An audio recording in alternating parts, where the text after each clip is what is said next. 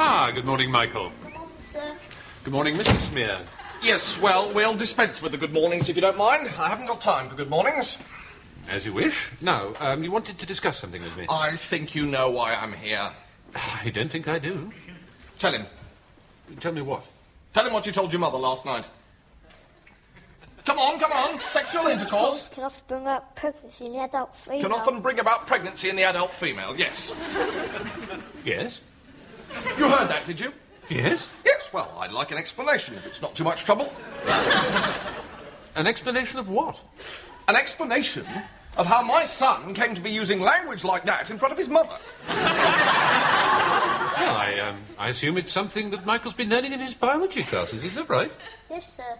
Yes, with Mr. Hent. Glad to see some of it's sinking in. Well, this is a turn-up and no mistake. What is? I didn't imagine you'd be quite so barefaced about it. About what? I came here today to make a complaint about my son being exposed to gutter language in the playground. I am frankly staggered to find that this is something he's actually been taught in a classroom. I mean, what is going on here? Well, we're trying to teach your son. Oh, are you indeed? Trying to teach him what? How to embarrass his parents? How to smack himself with heroin? What? Mr. Smear, I can assure you we have no... Call yourself a school? Well, I don't actually call myself a school. Are you ashamed of yourself, filling a young lad's head with filth like that? Well, let me tell you something about the real world. You're here to provide a service. Well, that's quite right. Oh, well, that's quite right. Yes, well, I'm not happy with it. I'm not happy with the service you're providing. Would you rather that Michael didn't attend biology classes? Well, certainly I would, if those are the kind of lies I can expect to hear repeated at the dinner table. They're not lies, Mr. Smear. Oh, aren't they? Are they? What? Sexual intercourse can bring about pregnancy in the adult female? Well, that's quite true. True, my arse. It's nothing more than a disgusting rumour put about by trendy young people in the 60s. Trendy young people in their 60s? In the 60s. That's when it all started, people like you. I can assure you, Mr. Smear, that sexual reproduction has been part of the biology syllabus for many years. I don't care about your blasted syllabus. What good is a blasted syllabus out there? Out where? Out there. The Arkwright Road? Arkwright Jungle, I call it. Well, what would you rather we taught your son? I would rather you taught him values, Mr.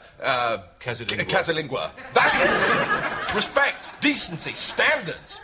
That's what you're here for. You're not here to poison my son with a lot of randy sex talk. Michael definitely is your son, is he? Well, certainly he's my son. Well, then it's safe to assume that at some stage you and Mrs. Smear must have had sexual intercourse.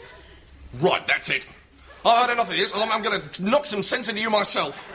Well, you're going to fight me now, eh? Yes, I bloody well am. I'm not going to stand for this. Well, do you mind if I do? Talking like that in front of the boy, you're a bloody disgrace.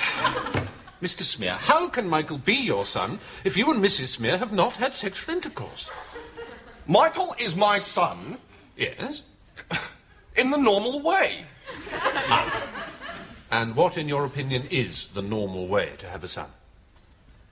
If you're trying to trick me into sexy talk... Well, the normal way to have a son is to get married, buy a house, get properly settled in, furniture and so on, and just wait for a bit. Make sure you eat properly, 3 hot meals a day. 3 hot meals? Hot meals, yes. Right. And Michael just sort of popped up, did he? Yes, well, of course, it's a few years ago now, but I think, yes, one day he was just there. And at no stage did you or Mrs. Smear engage in any act of sexual intimacy? Yes, it's very hard for you to believe, isn't it? It's very hard for you to believe that there's still some of us who can bring a child into this world without recourse to cannabis and government handouts. Well, I don't know what to say. No, I bet you don't. It's not every day a consumer stands up to you and makes demands, is it? Well, not of this nature, certainly. No, well, welcome to the harsh realities of the marketplace, Mr. Casalingua. Right, OK, so what do you want me to do? Well, it's perfectly obvious, isn't it?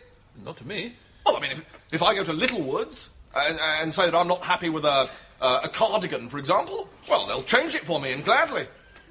You want me to change your son? Well, of course I do. Mine is soiled now. I'm afraid we don't have any spare son. Typical, isn't it? Well, what have you got of equal value?